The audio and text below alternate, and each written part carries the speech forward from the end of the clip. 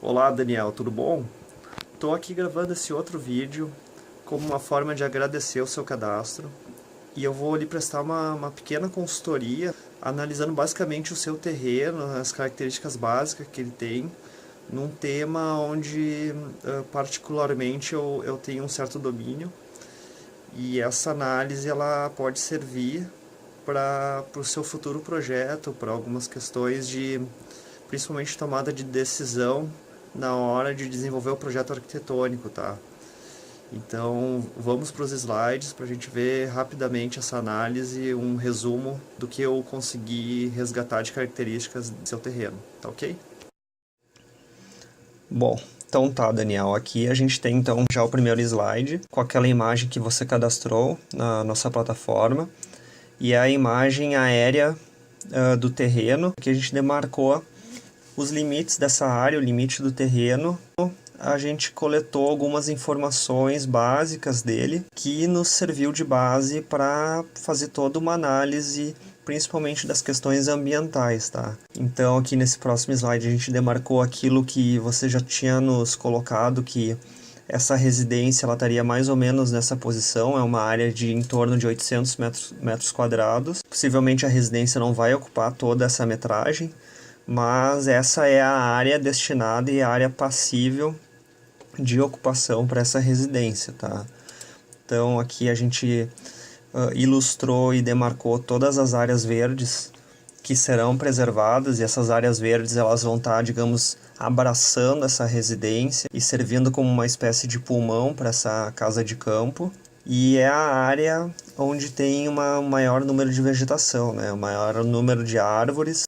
E agora indo para a próxima análise, né? Uma outra questão fundamental, a questão do posicionamento do terreno em relação à trajetória solar. Então a gente demarcou aqui, fez, digamos, um desenho ilustrativo dessa trajetória solar, principalmente no período de verão, tá? A gente tem ali o Sol nascendo do lado leste, fazendo uma trajetória em direção ao norte, a trajetória natural que faz o Sol e se pondo ali para o lado oeste, certo?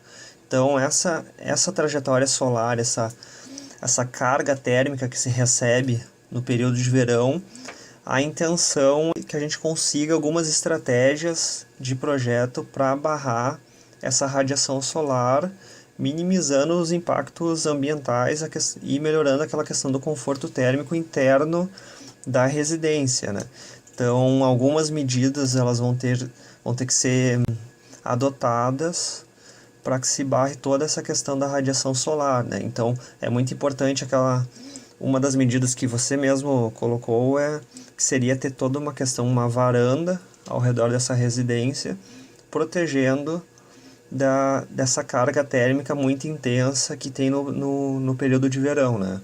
Aqui a gente tem um próximo slide onde a gente fez uma ilustração da trajetória solar no período de inverno, onde essa trajetória, o Sol ele é um pouco mais inclinado, certo, em relação ao verão, e essa é um tipo de radiação propícia e favorável de ser recebida na parte interna da residência, né? E a gente consegue isso graças a essa variação da trajetória solar do verão para o inverno.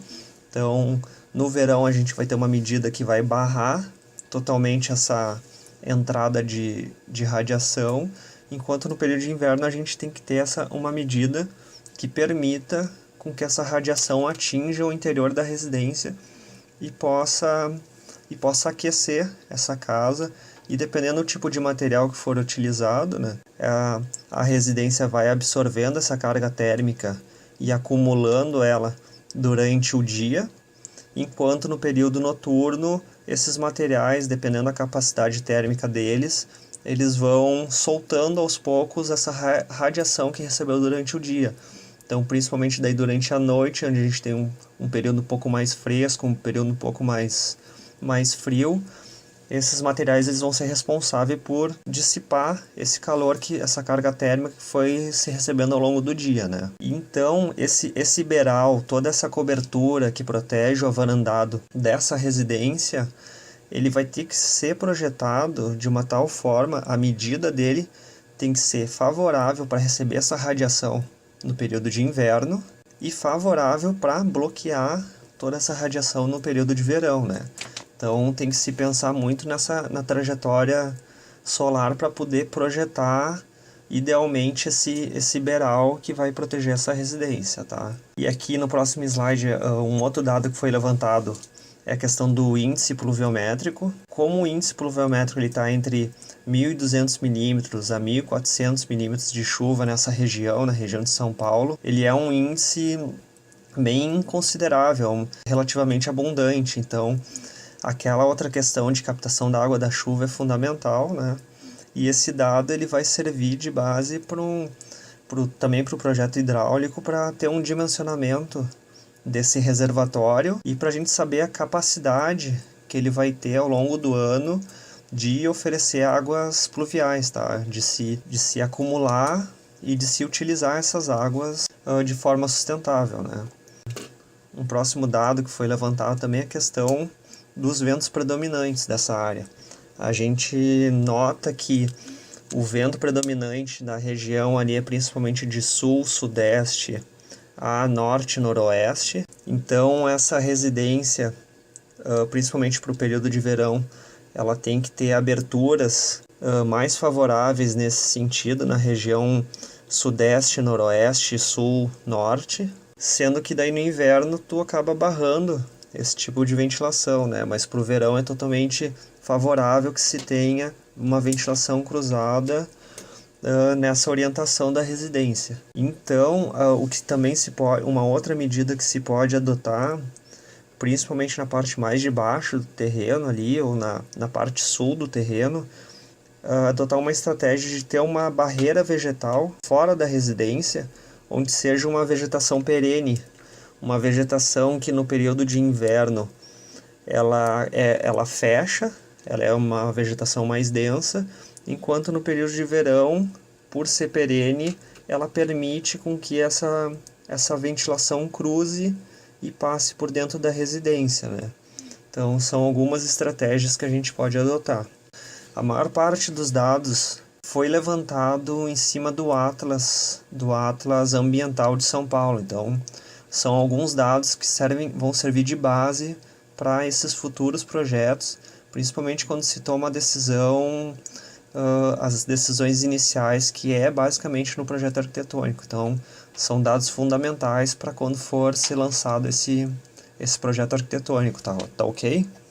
Voltando agora aqui para o vídeo, saindo um pouquinho ali dos slides, só para complementar a ideia do vídeo, esses foram apenas alguns pontos que foram analisados por mim, tá? E são alguns pontos fundamentais nessa questão ambiental que você está propondo para essa residência, principalmente a vontade que você tem que seja uma casa sustentável, mas existe dezenas de outras variáveis que o profissional que for tomar conta do seu caso tem que levar em consideração.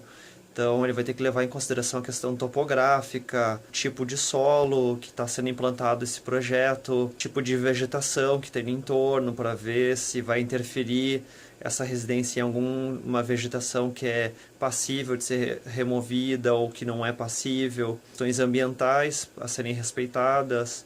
Tem um plano diretor que tem que ser todo ele analisado para te saber o quanto que você vai poder construir nessa área, qual que é o potencial construtivo desse terreno, qual que é a altura máxima que pode construir, qual que é a permeabilidade de solo que você tem que ter. Então, existem várias outras análises que devem ser aprofundadas e principalmente nessas questões ambientais que eu acabei levantando, devem ser apurados e aprofundados, tá ok? Então, a gente gravou esse vídeo como um plus, tá? Como uma espécie de bônus pelo agradecimento do seu cadastro. Vamos ver qual o profissional mais adequado e mais indicado para o seu caso para continuar esse seu projeto, esse seu sonho de construir a casa de campo. Então, qualquer dúvida que você tenha, por favor, me escreva, me envie sua dúvida, que assim que possível eu tentarei entrar em contato. Então, um abraço, até mais.